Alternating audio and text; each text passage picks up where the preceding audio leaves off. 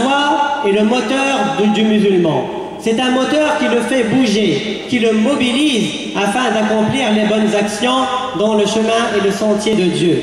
Certaines personnes s'étonnent, comment se fait-il que ces croyants, c'est des gens bien sûr qui ne croient pas, c'est des gens qui ne sont pas musulmans, s'étonnent de nous voir prier 5 fois par jour, alors que eux, ils n'adressent la parole à leur Seigneur qu'une fois par an, voire même pas une fois par an. Ils s'étonnent du fait qu'on fréquente les mosquées 5 fois par jour. Comment vous trouvez le temps nécessaire pour aller à la mosquée 5 fois par jour, alors que eux, ils courent derrière le temps afin de réaliser ce qu'ils ont envie de faire. Certaines personnes s'étonnent encore plus quand ils nous voient jeûner pendant un mois entier. Comment ils se posent la question, comment se fait-il que ces gens-là s'abstiennent de boire, ils s'abstiennent de manger, ils luttent contre la faim, ils luttent contre la soif, et personne ne peut les repousser, et ils continuent à faire cela pendant un mois entier et non pas un jour ou deux. Bien sûr, le ramadan est une adoration très particulière. Allah Azza wa Jalla يقول في ذلك الحديث بأن كل عمل ابن آدم له إلا الصوم فإنه لي وأنا أجزي به لأن حقيقة الصوم لا يعرفها إلا الله عز وجل. يمكن للإنسان أن يختبئ في بيته ويأكل ويشرب ثم يقول للناس أنه صائم، ولكن الله عز وجل يعلم ذلك، لذلك هو الوحيد الذي يعرف جزاء الصوم. إذا أتينا إلى المسجد فصلينا فالناس يروننا، ولكن إذا كنا في بيوتنا وأفطرنا في رمضان يمكن أن لا يعرف ذلك أحد من الإنس، ولكن الله عز وجل من فوق 7 سماوات يراه. Ces gens-là s'étonnent du fait qu'on respecte le jeûne du Ramadan. Et d'ailleurs, les sondages et les statistiques ont montré que le Ramadan est l'adoration de l'islam la plus suivie, même dans les pays non musulmans. Le dernier sondage qui a été publié en France en 2009 fait état de 83% des personnes issues de la communauté musulmane, qui compte plus de 6 millions de personnes en France, respectent le jeûne du Ramadan, alors qu'à peine 10% respectent la prière. Et quand ils le respectent vraiment. Pourquoi? Parce que certaines personnes pourraient dire, prétendre à l'extérieur qu'ils jeûnent. Personne ne peut le vérifier. Ils peuvent rentrer chez eux, en cachette, boire et manger. Est-ce qu'on peut vérifier cela? On ne peut pas le vérifier. Mais Dieu peut le vérifier. Et la foi qu'on a dans le cœur, c'est elle qui nous permet de ne pas boire et de ne pas manger, même si les gens ne nous voient pas. Est-ce que l'un d'entre vous peut se permettre de manger ne serait-ce que 5 minutes avant l'adhan de Maghrib? En cachette? Non. Pourquoi? Parce que la foi dans le cœur l'empêche de le faire. Parce que la foi qu'il a dans le cœur lui permet d'être convaincu que si les gens ne le voient pas, Allah Azza wa Jal le voit. Allah Azza wa Jal sait tout ce qui se passe. Allah Azza wa Jal voit tout ce qui se passe et entend tout ce qui se passe. Ceci découle de la foi et de la conviction. Celui qui n'a pas la foi, bien sûr, il va se permettre de faire ce qu'il veut. Il va permettre de négliger les adorations parce qu'il n'a pas cette chose qui le retient. Et cette chose qui nous retient, c'est la foi et c'est le moteur de l'action des musulmans. Et quand on fait des actions de bienfaisance, Dieu va nous faciliter d'en faire encore davantage. Qu'est-ce qu'il dit dans le Coran? Et ceux qui ont choisi le chemin de la guidée, Al-Hidayah, Allah Azza wa Jal va leur accorder une guidée plus importante. Il va les guider encore davantage. Ils ont fait le premier pas, Dieu va en faire encore plus pour eux. Parce qu'ils ont fait le choix. Ils ont eu cette intention d'être guidés. Dieu va les aider encore davantage.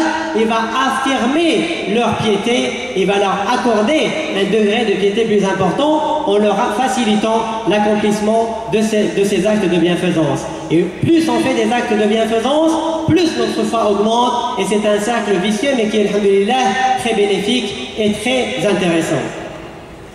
إن الله عز وجل يمن بالخير على عباده يمن عليهم بالخير ويوفقهم لأداء الخير. الإنسان إذا أتى للمسجد فصلى بتوفيق من الله عز وجل. الإنسان إذا كان صحيحا وقويا فصام رمضان فصام بتوفيق من الله عز وجل. الإنسان إذا كان غنيا وقويا وحج بيت الله تعالى فإنه حج بتوفيق من الله عز وجل. ورغم ذلك التوفيق فإن الله عز وجل سيجازيه على هذا العمل الذي وفقه لأدائه. الله عز وجل يوفقنا لأداء الخير ثم يجازينا على هذا الخير الذي قمنا به.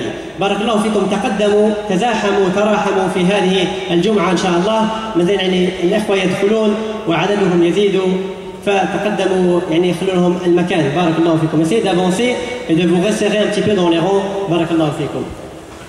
والله عز وجل يحب لعباده الإيمان ويكره لهم الكفر. قال تعالى: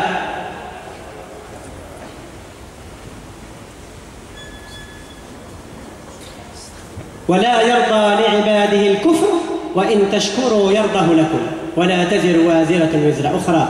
الله عز وجل يحب الإيمان لأهله، يحب الإيمان للمتقين ويوفقهم لأداء الخير ويريد لهم الفوز بالجنة يوم القيامة. Allah Azza wa Jal nous donne la force. Allah Azza wa Jal nous donne les moyens de réaliser tous ces actes de bienfaisance. Il faut savoir que si nous avons pu nous retrouver aujourd'hui en ce jour du vendredi, c'est grâce à l'aide de Dieu. Certaines personnes pleurent parce qu'elles n'arrivent pas à faire la prière du vendredi, parce qu'elles ont des empêchements. Certains, la plupart d'entre eux, travaillent pendant la prière du vendredi et ils pleurent parce qu'ils n'arrivent pas à venir à la mosquée. Nous autres qui sommes ici présents aujourd'hui devrons remercier Allah Azza wa Jal pour le fait qu'il nous ait facilité la venue dans cette mosquée et la réalisation de cette prière. Le fait qu'on jeûne ce mois de Ramadan, on devrait remercier Allah Azza wa Jal nuit et jour parce que c'est grâce à la force qu'il nous a accordée qu'on a pu jeûner ce mois. Si on a fait d'autres actes de bienfaisance, si on a donné des aumônes pour la mosquée, c'est grâce au bien que Dieu nous a accordé. Si on avait passé bien, si Dieu ne nous les a pas accordés, on n'aurait jamais pu le faire. Donc Dieu nous donne les moyens de faire du bien et en plus de cela, il nous récompense pour les choses qu'il nous a facilité à faire. Trouvez quelqu'un qui vous fasse ça dans ce bas monde. Il vous donne les moyens de faire du bien et en plus il va vous récompenser pour ce bien-là. فهذه منة من الله عز وجل وهذه نعم من الله عز وجل تهبط علينا بالليل والنهار وعددها لا يحصى. قال الله سبحانه وتعالى: وإن تعدوا نعمة الله لا تحصوها إن الإنسان لظلوم كفار. إذا بدأنا نحسب النعم التي يرزقنا الله إياها الأولى والثانية والثالثة والرابعة والخامسة لا يمكن لنا أن نصل إلى النهاية لأن عدد نعم الله لا تحصى. ولكن الإنسان لا يشكر ربه ولكن الإنسان يظلم ربه والله عز وجل سيحاسبه يوم القيامة. والله عز وجل لا ينتظر منا إلا الشكر. قال في سورة إبراهيم: وإذ تأذن ربكم لئن شكرتم لأزيدنكم ولئن كفرتم إن عذابي لشديد. الله عز وجل يعطي النعم وينتظر منا الشكر، وإن شكرنا الله على نعمه زادنا نعما على نعمه. ولكن الإنسان إذا لم يشكر الله عز وجل فلا بد ويجب عليه أن ينتظر عذابا شديدا يوم القيامة والعياذ بالله. Allah Azza wa Jal ne cesse de faire descendre les bienfaits et les faveurs sur nous, nuit et jour. Il n'attend rien de nous parce qu'il n'a pas besoin de nous. Il n'attend rien d'autre que de le remercier. Et les bienfaits de Dieu sont tellement nombreuses que si on s'amusait à les comptabiliser une par une, on ne pourra jamais les dénombrer parce qu'elles sont nombreuses et elles sont infinies. Vous n'avez qu'à vous regarder vous-même et essayer de dénombrer ces bienfaits de Dieu. Qu'est-ce qu'il dit dans le Coran?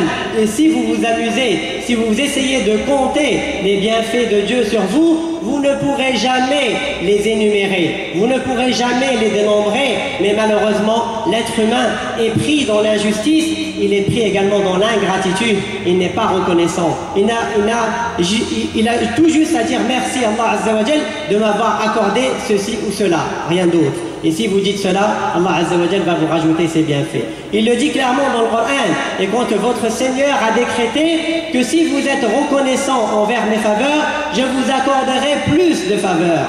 Par contre, si vous êtes ingrat, si vous n'êtes pas reconnaissant, attendez-vous à un châtiment douloureux. أقول قولي هذا وأستغفر الله لي ولكم فاستغفروه فيا فوز المستغفرين.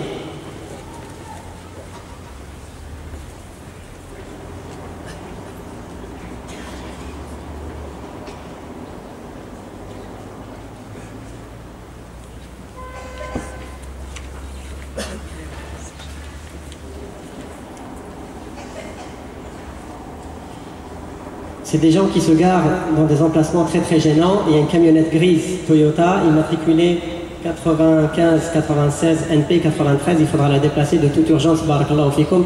Vous savez que vous nous attirez des problèmes en vous mettant dans des situations comme celle-là. Donc cette camionnette grise Toyota doit être déplacée tout de suite. Barakallahu fikum. Essayez de vous avancer encore plus, surtout ceux qui sont